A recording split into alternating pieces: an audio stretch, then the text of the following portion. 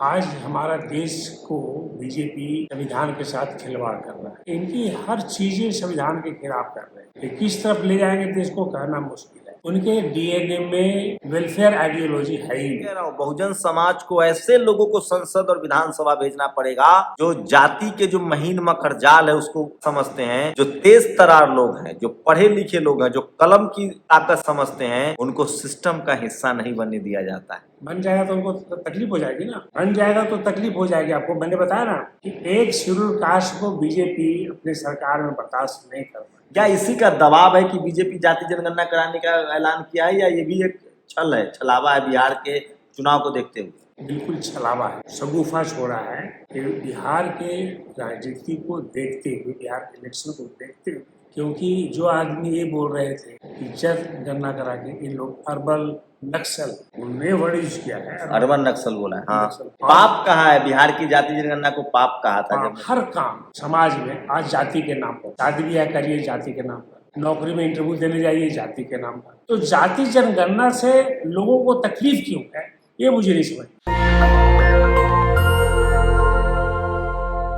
मेरे साथ देश के नामी कार्डियक सर्जन, भारत सरकार के health DG, director general of health, और अब बहुजन समाज शोषित वंचित की आवाज, समाज सेवी डॉक्टर जगदीश प्रसाद है। अब इन्होंने बाकायदा कांग्रेस ज्वाइन भी कर लिया है। बिहार से इनकी जड़ें जुड़ी हुई हैं, पढ़ाई लिखाई एम्स से हुई, सफदरजंग को जिला अस्पताल से देश का बड़ा अस्पताल बनाया, और अब पे बैक टू सोसाइटी के तहत समाज की सेवा भी कर रहे हैं, और जोर है स्कूल पर, अस्पताल पर, शिक्षा पर। समाज का कैसे भला होगा, कैसे नेताओं को चुनिए, ये समझने की कोशिश करेंगे। सर स्वागत है। और क्यों आपने कांग्रेस ज्वाइन किया, क्या ऐसा दिखा? कांग्रेस इसलिए ज्वाइन किया कि देखिए, कांग्रेस एक सेकुलर पार्टी, रियल में secular party, number one. Number two, ये जो राहुल गांधी जी भी जो मुद्दा लेके चल रहे हैं, और भारत जात्रा जो जोड़ो बात किया उन्होंने कि नफरत को हटाओ, गले लगाओ, और दूसरी बात उन्होंने जो जाति जनगणना की बात उठाई, क्यों उठाई जाति जनगणना, आखिर में क्यों जरूरी है, ये लोगों को समझना चाहिए।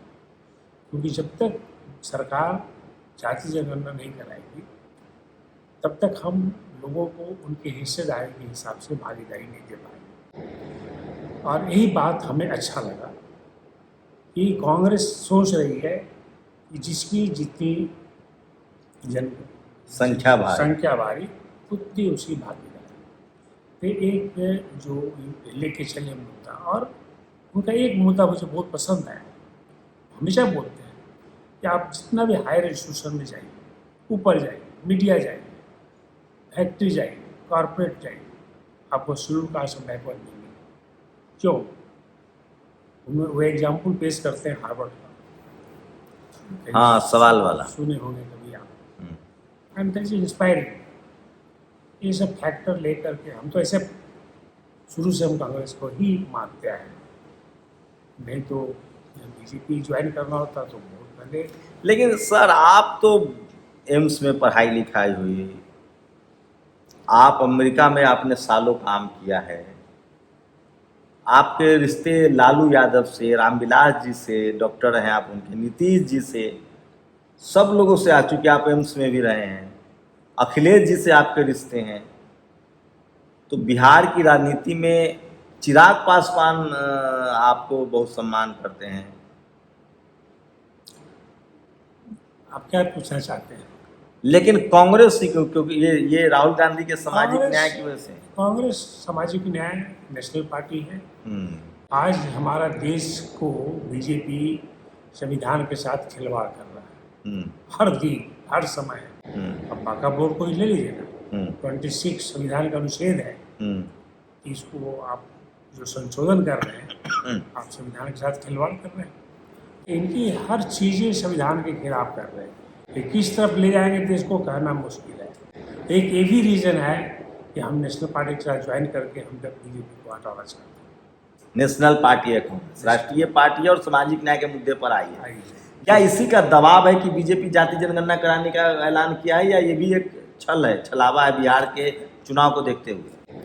ये बिल्कुल बिहार को देखते हुए बिल्कुल छलावा है, क्योंकि जो आदमी ये बोल रहे थे आदित्यनाथ, अमित शाह जी, हमारे प्रधानमंत्री जी, कि जनगणना करा के इन लोग अर्बन नक्सल, उन्होंने वर्ड यूज किया है, अर्बन नक्सल बोला है। हाँ, नक्सल बोला है।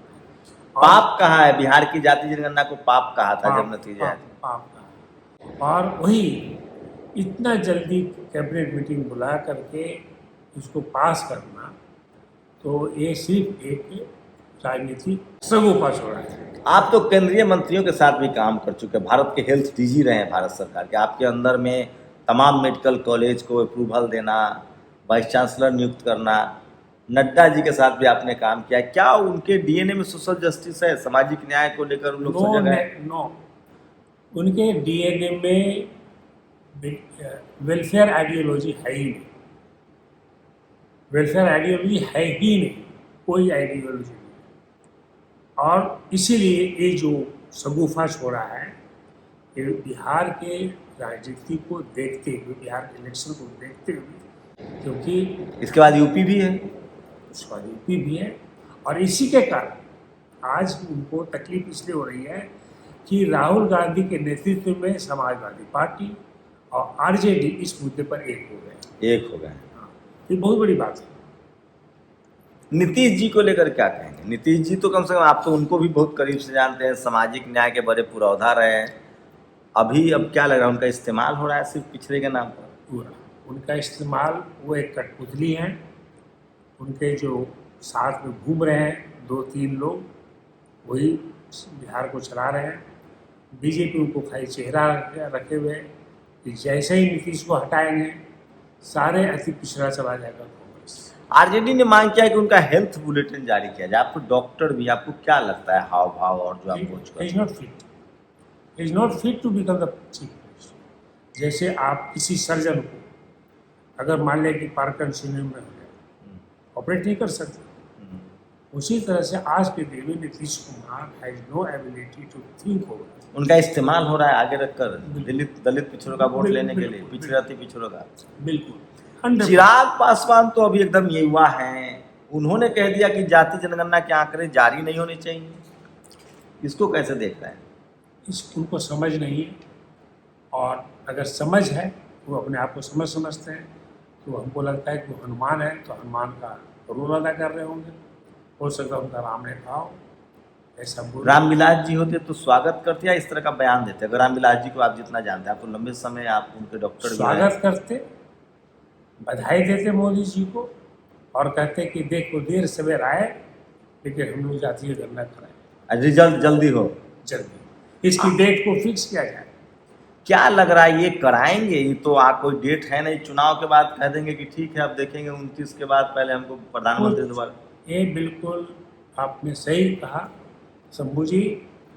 इनका 2014 से जो इनका रवैया हम लोग देख रहे हैं, जुमलाबाजी पार्टी का, बीजेपी पूरा जुमलेबाजी पार्टी है। इन्होंने बोला 15 लाख रुपये देंगे, 2 करोड़ नौकरी देंगे, काला धन लाएंगे। इन्होंने यहाँ तक कमेंट किया कि रुपया का महंगाई को कम करेंगे, और इन्होंने प्रधानमंत्री पर भी कहा कि जिस देश में रुपया का भाव इतना गिर रहा है, तो देश के प्रधानमंत्री को सर करना चाहिए।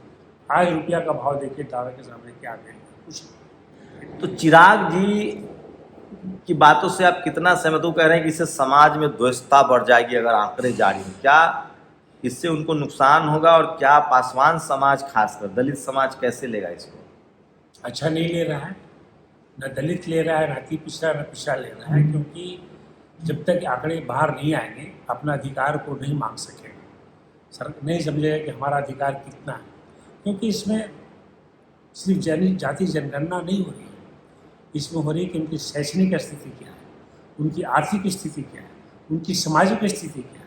और इसको जान करके जब तक लोग नहीं जानेंगे, जब तक लोग अवेयरनेस नहीं आएगा, विपक्ष को सरकार अपना मुद्दा कैसे उठाएगा कि इनको। मैं एक बात बता रहा हूँ, देखिए आप सिर्फ राजनीति के लिए सवाल नहीं है, मैं बता रहा हूँ, रामविलास जी के बहुत करीबी रहे हैं, उनके डॉक्टर भी रहे हैं, मैं बार बार कह रहा हूँ, बहुजन समाज को ऐसे नेता चुनना पड़ेगा जो पढ़े लिखे भी हों, पॉलिसी मेकिंग में प्रोसेस में हों। जातिवाद से आप तभी लड़ पाएंगे जब बाबा साहब की तरह आपके ज्ञान चक्षु खुले होंगे, हायर एजुकेटेड होंगे, क्योंकि जातिवाद का वो महीन जाल है, वो मकर जाल है, उसको वही काटेगा जिसके हाथ में कलम की ताकत होगी। डॉक्टर जगदीश प्रसाद, आप थोड़ा सा बता दीजिए ताकि लोगों को लगे कि आप क्या है, आप अपने थोड़ा पढ़ाई लिखाई और अपने करियर के बारे में बताइए कि आप क्या रहे हैं। देखिए, मेरी पढ़ाई लिखाई दिल्ली में एम्स में हुई। मैं आपने MBBS एम्स से किया? सब कुछ एम्स से MBBS किस जमाने में सर? 1972 में मेरा एडमिशन हुआ था। IMD एम्स से ही किया। और उसके बाद आगे की? कार्डियक सर्जरी मैंने KEM बॉम्बे से किया, कि उस समय देश में KEM सबसे आगे था। ओ, मुंबई, बॉम्बे, हाँ। उस समय सबसे टॉप का था KEM, उसके बाद ही आता था बेलोर, उसके बाद आता था एम्स। तो हम KEM में कार्डियक सर्जरी के लिए चले गए। उसके बाद हम डेंटल कुली के साथ टेक्सास हार्ट में काम किए। सफदरजंग का कार्डियक सर्जन बने और कार्डियक सर्जरी को मॉडिफाई किया, तो मुझे 1991 में सरकार ने पद्म श्री दिया। पद्म श्री है, हाँ। उस समय मैं सिर्फ 35 ईयर्स का था। ओ, तो सर उसके बाद मैं वहाँ का प्रिंसिपल बना, डायरेक्टर बना 2000 में। उसमें 43 ईयर्स का था जब मैं प्रिंसिपल और डायरेक्टर बना सफदरजंग का, और मैं लगातार 10 साल तक रहा।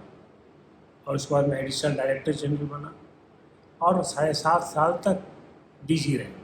लेकिन आपको बता दूं भारतीय जनता पार्टी के बारे में, वो एक भी शेड्यूल कास्ट को बढ़ते हुए बर्दाश्त नहीं कर पाता। जैसे मेरे केस में हम लोग का रिटायरमेंट में 65 होता है, लेकिन हमारे नड्डा साहब ने हमको हटाने के लिए सारे डॉक्टरों का एज को 65 से। सर आपको तो केंद्रीय हेल्थ मिनिस्टर होना चाहिए। आप अभी आज के डेट में कोई दलित पिछड़ा अब डॉक्टर बन सकता है आपकी तरह? ऐसा नहीं बन सकता है, क्यों नहीं, लेकिन सोच नहीं हो पाएगा। नहीं, पैसा महंगाई सर, प्राइवेट सरकारी कॉलेज की पढ़ाई भी बहुत महंगी हो गई। बन सकता है, मेहनत करेगा तो बनेगा, क्यों नहीं बनेगा, लेकिन सोच होनी चाहिए। पैसा कहाँ से आएगा सर? आजकल तो महंगाई हो गई है, प्राइवेट मेडिकल में पढ़ाई बहुत ज़्यादा हो गई है। नहीं, सरकारी में भी सर फी बढ़ गया। सरकार में भी फीस बढ़ गया है। तो देखिए, हम लोग जिनसे बात कर रहे हैं, मैं इसीलिए कह रहा हूँ, बहुजन समाज को ऐसे लोगों को संसद और विधानसभा भेजना पड़ेगा जो जाति के जो महीन मकर जाल है उसको सरकार से, खासकर जो हेल्थ मिनिस्टर थे इनके, उनको इसलिए प्रॉब्लम हुई क्योंकि डॉक्टर साहब अपनी देख रेख में वाइस चांसलर बना रहे थे, इंजीनियर प्रोफेसर नियुक्त कर रहे थे, इसको लेकर भी डायरेक्टर बना रहे थे आप। मैंने 5 में से 3 शेड्यूल कास्ट को डायरेक्टर बनाया, मेडिकल कॉलेज के एम्स। ओ, तकलीफ होता था। हमारे यहाँ 15 DDG थे, 1-2 सवर्ण थे, 2 मुस्लिम थे, बाकी बैकवर्ड शेड्यूल कास्ट थे। आपने वाइस चांसलर भी आपके हाथ में होगा? मैं वाइस चांसलर तो नहीं था। हमने 200 पोस्टें बैकवर्ड की नहीं भरी जाती थी एम्स में, 265 पोस्ट, उसको मैंने भरा। सर तो ये सब बताइए देश को, ये सब बात। बैकवर्ड शेड्यूल कास्ट का प्रमोशन नहीं मिलता था PGI चंडीगढ़ और एम्स में। हमने सालों साल से 5 साल 6 साल से हम आने के बाद DG बनने के बाद मैंने उनको प्रमोशन दिया। गरीब लोग आते हैं सफदरजंग में, आप देखिए सफदरजंग में हार्ट सर्जरी चाहिए, मैंने अपने क्लब से लिखा कि यहाँ पर पैसे नहीं लगेंगे, और आप सफदरजंग में हार्ट सर्जरी कराइए, आपको कोई पैसा। आपकी पुत्री है वहाँ सर अभी भी सफदरजंग में? नहीं, हमारी बेटी थी एम्स में भी थी, सफदरजंग में थी, अब तो चली गई है USA। इस सरकार का रवैया देख करके। वहाँ पढ़ाती हैं, वो प्रोफेसर है?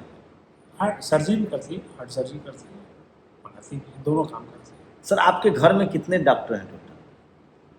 हमारे घर में अभी अगर हमारे भाई लोग के लिए तो हमारा छोटा भाई भी डॉक्टर है, प्रोफेसर है पटना में, PMCH में सर्जरी का। और मैं और मेरी पत्नी डॉक्टर हैं, हमारे दोनों बेटियां डॉक्टर हैं। हमारे छोटे सनीला यूरोलॉजिस्ट है, बेटी हमारी गायनेकोलॉजिस्ट है, बड़ी बेटी कार्डियक सर्जन है जो अमेरिका में है। और हम लोग सब, हम, हमारी वाइफ, हमारी बेटियां, हम लोग एम्स के प्रोडक्ट हैं। वाइफ वहीं से पास की, बेटी भी वहीं से पास की। जी। और आप चाहते तो सरकार से सेटिंग गेटिंग करके आप लंबा रह सकते थे। आपने जैसी हक देना शुरू किया, नड्डा साहब की बात मानते तो कैबिनेट मिनिस्टर होते बीजेपी में, इतना ही मैं जानता हूँ। लेकिन मैं वही मैं किया। बार बार कह रहा हूँ बहुजन समाज को ऐसे लोग को चुनना चाहिए। सोचिए, बाबा साहब जब गए विदेश पढ़े तब जातिवाद समझे। हमें ये लंबे समय तक हो रहा है, दलित पिछड़ा को ऐसा नेता पकड़ाया जाता है जो सिर्फ एमएलए एमपी बनकर खुश हो, पॉलिसी मेकिंग ना बनाए। चिराग जी का ये जो बयान है, क्या लगता है कि उनको गहरी समझ नहीं राजनीति की जो समझ रामविलास जी की थी? बिल्कुल नहीं। नहीं, एक तो पढ़ा लिखा नहीं जाता है, समझ भी नहीं है, और ज़मीन से नहीं उठा है, तो ज़मीन के बारे में नहीं पढ़ा, ऊपर से उठा ऊपर है। तो आप तो करीबी रहे हैं, आप लोग को भी सलाह नहीं दी, आप लोग उसमें सलाह नहीं लेते होंगे। हमने उसको सलाह दिया था कि तुम बीजेपी छोड़ दोगे तो हम तुम्हारे साथ आ जाएंगे। नहीं माना। मैं गया था, मिला प्रभु कुमार के साथ, मैंने कहा बीजेपी को देखो, बीजेपी का जो आइडियोलॉजी है वो कभी भी बैकवर्ड शेड्यूल कास्ट का वेलफेयर का बात नहीं कर सकता। देखिए, सिर्फ राजनीति का सवाल नहीं है। डॉक्टर साहब कई बार सवाल उठाते हैं कि जो लोग अपने ही समाज के रिप्रेजेंटेटिव हैं वो अपने समाज के लोग को टिकट कितना देते हैं। तो इन्फियरिटी भी, आप तो कहीं भी रहेंगे तो इन्फियरिटी होगा लोगों को कि डॉक्टर साहब से आपका जो एजुकेशन है, जो आपका संघर्ष है और जो आपका जो समाज को लेकर जो नज़रिया है, आपसे तो कोई भी सचेत हो जाएगा। हम तो लाइफ में स्ट्रगल करते आए हैं शंभू जी, तो हमें दीवार तोड़ करके ही घर से निकलना पड़ता है, हमारे लिए दरवाज़ा नहीं है।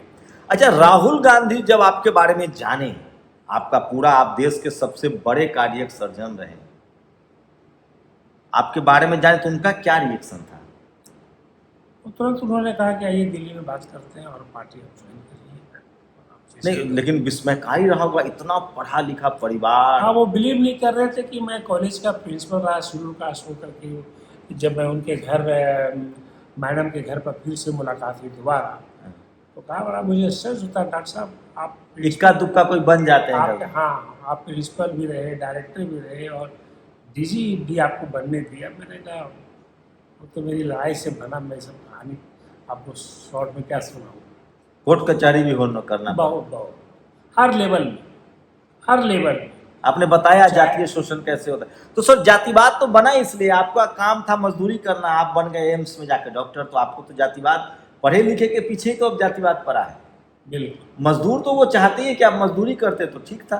ठीक था, लेकिन हमें नहीं समझ में आता कि लोग हर काम समाज में आज जाति के नाम पर होता है। शादी ब्याह करिए जाति के नाम पर, नौकरी में इंटरव्यू देने जाइए जाति के नाम पर।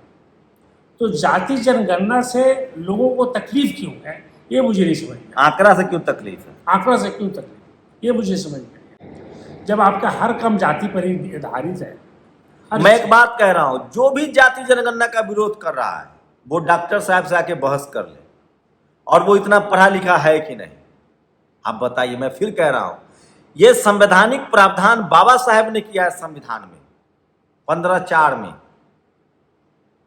ये संवैधानिक प्रावधान। और मैं बार बार कह रहा हूं, आपको जातिवाद, दो रास्ते हैं, जो जितना पढ़ा लिखा होगा वो उतना बड़ा मनुवादी हो सकता है, और जातिवाद के खिलाफ, मनुवाद के खिलाफ वही लड़ सकता है जो पढ़ा लिखा हो। जो हमारा भाई रेस में पीछे छूटा हुआ है वो नहीं लड़ सकता इस लड़ाई को। इसलिए मैं कह रहा हूं कि ऐसे लोगों को चुनिए जो संवैधानिक ताकत को समझते हो, जो कलम की ताकत को समझते हो। और ये एक बड़ी कॉन्स्पिरेसी भी है, खासकर SC ST OBC किसान अल्पसंख्यक में जो तेज तरार लोग हैं, जो पढ़े लिखे लोग हैं, जो कलम की ताकत समझते हैं, उनको सिस्टम का हिस्सा नहीं बनने दिया जाता है। बन जाएगा तो उनको तकलीफ हो जाएगी ना, बन जाएगा तो तकलीफ हो जाएगी। आपको मैंने बताया ना कि एक शेड्यूल कास्ट को बीजेपी अपने सरकार में बर्दाश्त नहीं कर पाई। जब बोलना शुरू किया तो किसी और अगर 2-4 हमारी तरह आ जाए, जिस तरह से बाबा साहब अकेले थे ना, बहुत से लोग नहीं बर्दाश्त करते थे एक जमाने में, धीरे धीरे बर्दाश्त किए, उनके बिना काम नहीं चला। आप तो अखिलेश जी के भी करीबी। अखिलेश जी अब वो पीढ़ी एकदम, अब तो एकदम प्योर अम्बेडकराइट हो गए हैं। देखिए, अखिलेश जी को करीब इसलिए हम जानते थे कि अखिलेश जी जो है, नहीं, अब तो बहुत बदलाव आ गया लोकसभा चुनाव, उसके बाद जो सफलता है। अब तो दलित पिछड़े अल्पसंख्यक की बात कर रहे थे। बिल्कुल चेंज हुए सब बहुत लोग- चेंज हुआ। आप जब मिले थे तब उतने अम्बेडकराइट नहीं थे या उतने दलित पिछड़े के पक्षधर नहीं थे? मैंने उनको कहा हाँ। कि आपने शेड्यूल कास्ट का रिजर्वेशन को, तो मैं वादा करता हूँ कि मैं मुख्यमंत्री बनने वाला तो उसको वापस लाऊंगा। कहा आपने ये बात? हाँ, ओपनली, पहला लाइन। और जब आप उनसे मिले, वो भी जब आपकी शैक्षणिक योग्यता और आपके देश में योगदान को देखा होगा तो अभिभूत रह गए होंगे। इतना पढ़ा लिखा बहुजन समाज के लोगों को कहाँ मौका कहा मिला? मुझे नहीं मालूम डॉक्टर साहब कि हमारे दलित शेड्यूल कास्ट में लोग पढ़े लिखे इतना है, पद्मश्री में है। और यही नहीं, वो जहाँ जहाँ गए उनको ले करके इलेक्शन में हमसे भाषण कर रहे हैं और बोले कि बीजेपी वाले बता दें कि उसके पास कोई पद्मश्री कार्डियक सर्जन है, डॉक्टर प्रसाद जैसा कोई कैंडिडेट है जो मेरे लेकिन साथ। आपको रामविलास जी बहुत मान, आपसे करीबी थे आप, हैं? मेरे बिना कोई काम नहीं करता। बगैर राय लिए हो। उनका ऑपरेशन होना था, उन्होंने मना कर दिया कि डॉक्टर साहब जब तक नहीं बोलेंगे ऑपरेशन नहीं कराएंगे। हमने कहा ऑपरेशन करने लायक नहीं, उन्होंने मना कर दिया।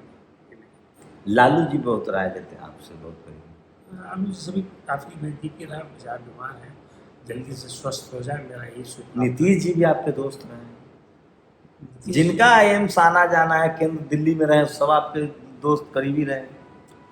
अब वो समय चला गया था मुझे, वो समय चला गया, उस सब पर क्या बात करें। अब आप राहुल जी के साथ रहे। कांग्रेस के साथ जो मान सम्मान आपको मिलना चाहिए, बहुजन इंटेलेक्चुअल, बहुजन डॉक्टर, मैं तो आपको देश का सबसे बड़ा कार्डियक सर्जन कहता हूँ आप हैं। आपने 5000 से ज़्यादा ऑपरेशन किया है सर। काफ़ी किया। राहुल जी के जो मान सम्मान और उनका जो लहजा है उससे संतुष्ट हुए? बिल्कुल, उनका सोच है ना, सोच। He has now gone on the root cause of the poverty, so that is the greatest thing. And मैं कहता हूँ कि राहुल गांधी प्रधानमंत्री बने ना बने मैं नहीं जानता, लेकिन he will be another Mahatma Gandhi of the country. ये मानता हूँ। बाबा साहब को लेकर क्या राय है? बाबा साहब को तो कंपेयर, नहीं कंपेयर नहीं, मतलब बाबा साहब के विचारों को लेकर उनकी क्या राय है? ही इज विद बाबा साहब। बाबा साहब के साथ कौन पॉलिटिशियन? ये देखिए, डॉक्टर जगदीश बाबू ने बाबा साहब से तुलना नहीं की है। उनके जैसा तो कोई हो ही नहीं सकता है, उनके अनुयायी हो सकते हैं। एक बात राहुल जी की बहुत पसंद आई, अभी 2 दिन 3 दिन पहले मैं पढ़ रहा था वायर। उन्होंने कहा कि हम कांग्रेस ने गलतियां की, मैं उस समय नहीं था, ठीक है, मैं उसकी जिम्मेदारी लेता हूँ। ये बहुत बड़ी बात है, ये बहुत बड़ी बात है। बीजेपी इससे सीखे। बीजेपी गलती पर गलती करता जा रहा है, लेकिन एक इंसान, real human being, real educated वही होता है जो आदमी इस तरह का अपने विरासत की गलतियों को भी मान रहे हैं। आप लोग बताइए, क्या डॉक्टर जगदीश प्रसाद जैसे बहुजन समाज के लोगों को संसद विधानसभा में नहीं होना चाहिए ताकि आपके हक अधिकार के लिए कानून बने? संसद में वैसे लोग की जरूरत है जो बारीक समझ रखते हों और जो आपके लिए कानून बनाए, क्योंकि बाबा साहब न होते पढ़े लिखे और बारीक समझ वाले तो सारे संवैधानिक प्रावधान न होते और जाति से। तो क्या आप चिराग पासवान के इस बयान से सहमत है कि आंकड़े न जारी हों, या भारत के पूर्व हेल्थ डीजी, पद्म भूषण, देश के सबसे बड़े cardiac surgeon, MD doctor Jagdish Babu के बातों से सहमत है जो कह रहे हैं कि जाति जनगणना भी हो और आंकड़े भी जारी किए जाए? आप लोग की राय क्या है? अपनी राय जरूर दीजिए। शुक्रिया सर हमें समय देने के लिए। धन्यवाद समूह जी, बहुत बहुत धन्यवाद। शंभू कुमार सिंह, नेशनल दस्तक, पटना। नेशनल दस्तक की आपसे गुजारिश है कि अगर इसको बचाना चाहते हैं तो नेशनल दस्तक को सब्सक्राइब करने के लिए रेड कलर के सब्सक्राइब बटन को दबाएं, फिर बेल आइकन की घंटी दबाएं। नेशनल दस्तक को बचाने के लिए बहुत जरूरी है कि हर खबर को शेयर करें, लाइक करें, कमेंट जरूर करें।